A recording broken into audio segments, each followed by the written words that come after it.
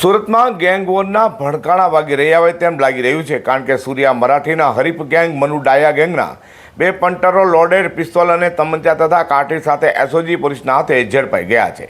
ત્યારે આરોપીઓની પૂછપરછમાં ચોંકાવનારી વાત સામે આવતા પોલીસમાં તપાસમાં જોડાઈ ગઈ છે. સુરતમાં સૂર્યા મરાઠી અને મનુ ડાયા ગેંગ વચ્ચે ગેંગોની શક્યતા હોવાનું હાલ પિસ્તોલ અને તમંચા સાથે ઝડપાયેલા બે આરોપીઓની પૂછપરછમાં સામે આવતા પોલીસના તપાસમાં જોડાઈ ગઈ છે. હા, તેમ છે કે 31st લઈને સુરત પોલીસ સતત પેટ્રોલિંગ કરી રહી છે. ત્યાં પેટ્રોલિંગ કરેલી સુરતની એસઓજી એટલે કે સ્પેશિયલ ઓપરેશન ગ્રુપની ટીમે બાતમીના આધારે બેડ રોડ ખાતે રહેતા ધીરજ સાહેબરાવ ગોસાઈને ઝડપી પાડી તેની પાસેથી બે પિસ્તોલ તથા એક દેશી તમંચો અને 11 જેટલા જૂતા, કાર્ટ્રીજ તથા મોબાઈલ ફોન કબજે કર્યા હતા. ત્યાં તેની પૂછપરછ કરતા ચોક બજાર વિસ્તારમાંથી ભરત ઉર્ફે પટ્ટી છગન મેવાડાને પણ ઝડપી પાડ્યો હતો. તેની પાસેથી લોડેડ પિસ્તોલ તથા 3 જૂતા, કાર્ટ્રીજ અને મોબાઈલ ફોન કબજે કર્યો છે. પ્રાણનાથ સોસાયટી વેડ રોડમાં ધીરજ સાહેબરાવ ગોસાઈ જે વ્યક્તિ છે એની પાસે હથિયાર છે એવી માહિતીને આધારે ત્યાં એના ઘરે રેડ કરતા એની પાસેથી બે પિસ્તલ અને એક દેશી તમંચો અને 11 જીવતા કારતૂસ મળી આવ્યા.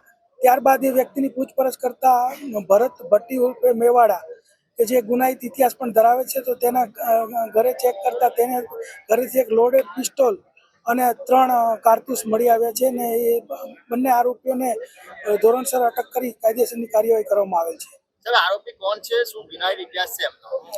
આરોપીમાં જે ભરત પટ્ટી ઉર્ફે મેવાડા જે છે તે એક દેશી દારૂનો ધંધો કરે છે. તેના વિરુદ્ધમાં 13 જેવા ગુનાઓ નોંધાયેલા છે અને 4 વખત એની પાસા થયેલી છે. તે ઉપરાંત જે ધીરજ ગોસાઈ છે એના ઉપર પણ એક ગુનો નોંધાયેલો છે અને એક વખત એની પાસા થયેલી છે. તે ઉપરાંત ભરત પટ્ટીને વિગતે પૂછપરછ કરતા કે શા માટે તે હથિયાર રાખતો હતો, તો સૂર્યા મરાઠી અને મનુ ડાયાની જે વચ્ચે ગેંગ વોર ચાલતી હતી એ દરમિયાનમાં 2016માં સૂર્યા મરાઠીએ મનુ ડાયાનું ફોન કરેલું ને ભરત પટ્ટી જે છે એ મનુ ડાયા સાથે સંકળાયેલો હોય અને એને સૂર્યા મરાઠીના ગેંગના માણસો એના ઉપર એટેક કરે એવી ડર હોય એને આ લોડેડ પિસ્તોલ રાખતો હતો. તે દરમિયાનમાં એસઓજીએ રેડ કરી અને આ બંનેને પકડી પાડ્યા છે. તો આરોપીની પૂછપરછ કરતા તેઓએ જણાવ્યું હતું કે મનુ ડાયા અને સૂર્યા મરાઠી ગેંગ વચ્ચે ગેંગવોર ચાલતી હતી અને મનુ ડાયા સાથે ફરતો હોય, જેથી સૂર્યા મરાઠીની પણ તેની સાથે દુશ્મનાવટ હોય અને સૂર્યા મરાઠીની હત્યા કર્યા બાદ સૂર્યા મરાઠીના માણસો તેની પર હુમલો કરે તો પોતે પણ તેઓ પર હુમલો કરે તે માટે હથિયારો મંગાવી રાખી હોવાની કબૂલાત કરી હતી. એસઓજીએ બંનેની વધુ તપાસ હાથ ધરી છે. Bureau report G24 news.